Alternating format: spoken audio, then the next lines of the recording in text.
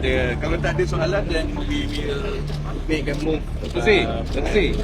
Kemungkinan ditahan hari ini. Tak, yang itu kena tanya kepada SPRF, bukan kepada kami. Kita pun tak tahu kes apa, angle mana, sejauh mana. Bersedia tak? Saya tak tahu, saya ingat sekarang ni 5 orang. Saya selalunya ada kumpulan peguam yang berlainan. Kalau yang defamation case, maksudnya case civil, dia ada 2-3 kumpulan peguam yang lain.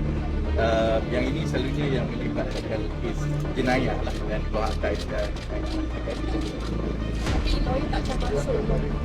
tak, saya akan masuk tanpa sebab because we have nothing to hide kan, dan saya yakin sebenarnya bahawa dia tidak akan ada apa-apa yang memerlukan dirujuk kepada peguam.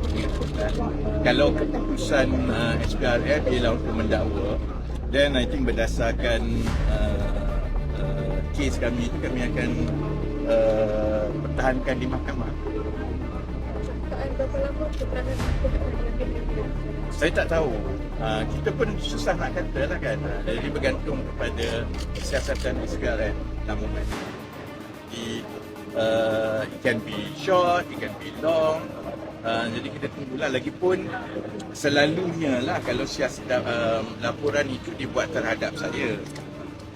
Jadi maksudnya kalau saya dipanggil, maksudnya besar kemungkinan saya adalah keterangan yang terakhir yang akan diambil lah. Jadi dia bergantung kepada siasatan sebelum itu.